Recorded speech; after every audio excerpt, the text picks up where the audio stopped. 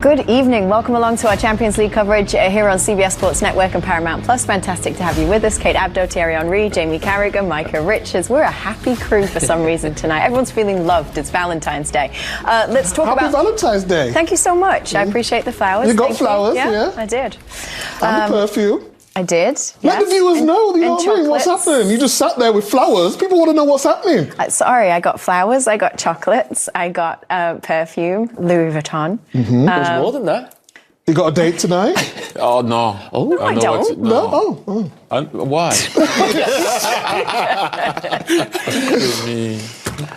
There's something wrong with you. Okay, let's talk about PSG against Bayern. PSG 0, Bayern 1 is the final score in that one round of 16 game. We were looking forward to this one because historically it's given us some really good games. What's your kind of overview of that match, the 90 minutes that we saw? I was expecting more from Paris Saint-Germain right from the start. That didn't happen. Bayern Munich controlled the first half totally. Then in the second half, it became a game, I think, when Bayern Munich scored. Other than that, I don't think that was a good game from Paris Saint-Germain. But another thing happened also, and you have to say it, Kylian Mpappe happened. Yes, he wasn't at his best when he came on. But what was important is that fear that we talked once about. He can go in behind. So what it does to Bayern Munich, you start to drop, and every time he had the ball, he went in behind. So it confirms what you were expecting from the man. And suddenly, but surely and slowly, Bayern Munich started to drop and Paris Saint-Germain to control the game. Kylian's different level, isn't he? I mean, in the first half, PSG was really poor. Everyone was coming to the ball, no real cohesion. What they were trying to do in the centre of the pitch. Second half. They had a game on their hands. I think 1-0 score. They'll probably be happy with that in the end, knowing that they can go in that second leg and do something more. But Kylian Mpappe, he's just frightening. When he's on the ball, the runs he makes... Why would they feel like they can go to the Allianz Arena and do something more? Just because today they started without Kylian and everything was... It was too easy for Bayern in the first half. Second half, the game opened up, spaces started to appear, and Kylian came into the game. Thierry said it wasn't his best game, but it makes a difference. He's got that fear factor. I'm a defender playing against Kylian Mpappe. It makes you drop. It makes you change the way you want to play, and that's what happened in the second half. I mean, the start of this season, we know Mpappe, signed the contract. There was a big thing about him staying, and it was spoken about that this is now Mbappe's team. This is not Neymar's team. This is not Messi's team. This is about Mpappe. And I think that first half performance showed exactly why. Because this team cannot win the Champions League without Mpappe on the pitch. It's just, that can't happen. So, it's obvious. You said Real Madrid couldn't win the Champions League. Don't go too early, Jamie.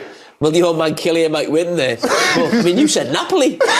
They might still do it. But even though they've got great players, PSG is so far, as Micah said, so far ahead of the rest. Not everyone's different, but his skill set right now, PSG showed in that first half, they're not at the level, certainly of Bayern Munich. I still think Bayern Munich will go through if Mpappe plays in that second leg, but he made a big difference. But I thought Bayern Munich were fantastic and have got to be one of the real favourites to win the competition. Do you, after that performance? Yeah, you think one of the favourites? Bayern Munich should always be one of the favourites of how many are you talking no, about? Are we saying like 6 favourites? No. I think when you look at who you actually see it as the best teams in Europe right now, you'd always put City there for the last few years. Liverpool have had a big drop off, but I think certainly looking at Bayern Munich and Manchester City, Real Madrid are always there, the Real Madrid. So we talk about the 6 or 7 big teams, but there's only really the 2 or 3 we think they're big favourites. And you count Bayern Munich? I'd put Bayern Munich in that category, yeah. Don't forget Mane wasn't playing today as well. No, Choupo-Moting did a decent job today, but some of them chances... Thanks for the reminder, Micah. He did okay, but Mane is different level, and he's got to come back as well. Do you have a date tonight? Wow. Looks like he does. Wow. You don't get dressed like that just to come Jamie's my date. I love that. Where are we going? Where are we going, Jamie? Where are you staying tonight? Corinthia. Corinthia. Oh, wow. Ooh. Corinthia, it's a hotel. Oh, nice. Wow. Fancy. Oh, you get a flat paid for you, don't you, when you come over? No, I don't. I pay my own apartment. But you don't pay your airfare. Business class flights for free. Do you pay your train? Well, it's not the same as a flight, is it? Come on. Where do you come from? LA? Yeah, Los Angeles. Ooh. Yeah. Anyway, here we're going to move on from this country. Remember the 2020 final between PSG and Bayern Munich? Kingsley Coman scored the winner in that one. It was him who scored the winner in this one as well, Thierry. Yeah, he did, and he didn't play because he's from Paris Saint-Germain academy, but a lot of people came on, and this man came on, Alphonso Davies. And you can see here, Choupo-Moting is going to reverse that pass to Alphonso Davies, and Kingsley Coman has the habit to come and be there. But I have to say that, you know, use the right surface, Donnarumma.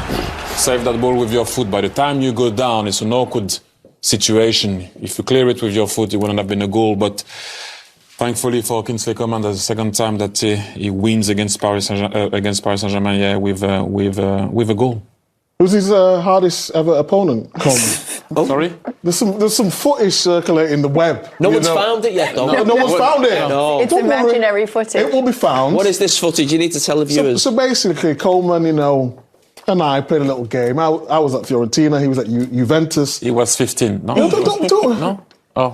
I'm the hardest he's played against. Oh. That's all we need to know.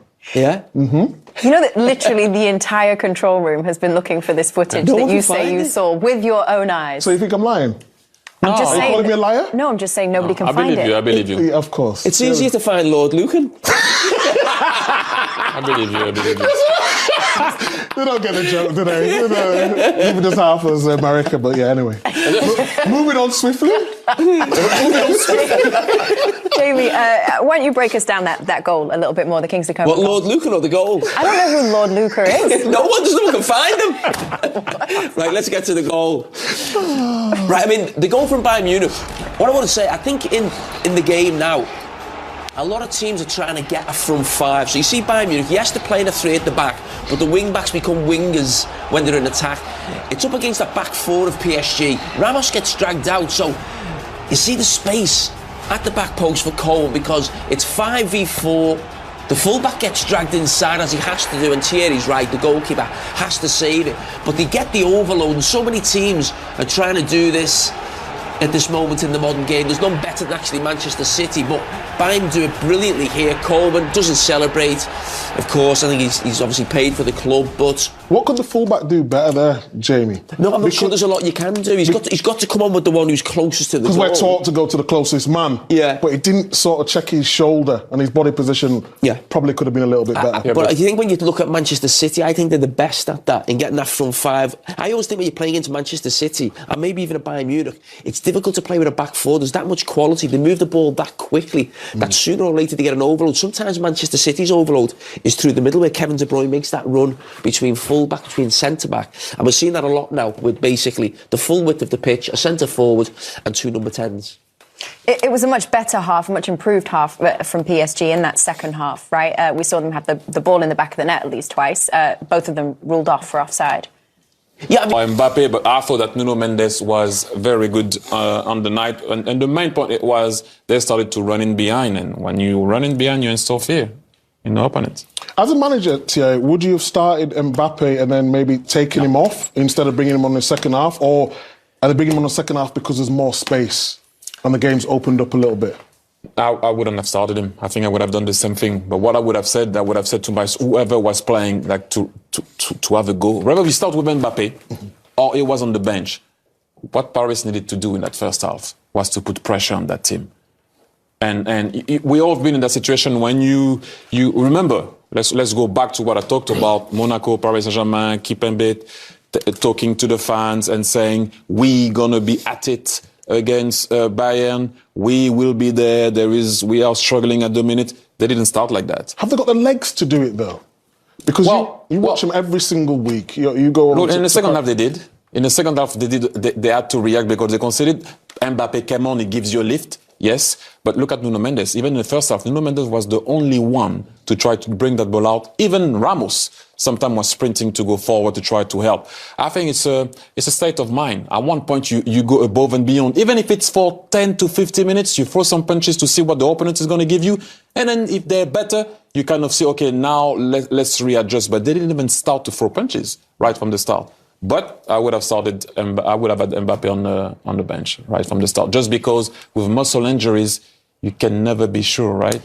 What will the reaction be? Obviously, they're on a badge or a fall. They've lost 2 on the bounce. They've lost 3 games on the bounce now. Mm-hmm. What will the reaction be if Paris Saint-Germain go out the Champions League now? You know what? It's going to be... Would the coach lose his job, or would he say, no, we've got to change this team? I don't know if they're going to, if he's going to lose his job. They didn't get rid of Pochettino last year when he went out of the Champions League, but it will be chaotic. Problem will start when they are already good. Problems are happening. That's what they really want. And trust me, they put themselves in a situation in the league right now where it's not that clear that they will win it. They're well ahead. Well, 5 points now. It's not that well ahead. But if they don't go through, it will be chaos. Really, we look at the names of the guys that couldn't do it. Yeah. On the screen right now. Were they all wrong? Could they coach? You know, we always ask ourselves in February and March, can he win the Champions League? Look at those guys. They won before to go to Paris. Emery won in Europe before. Tuchel won after. Ancelotti won before and won after. There is something in Paris that is very difficult to explain. It's chaotic. Player power, is it, as well? Actually, it's all or nothing. Well, you've seen in other teams that players have power. Leo had power at Barcelona.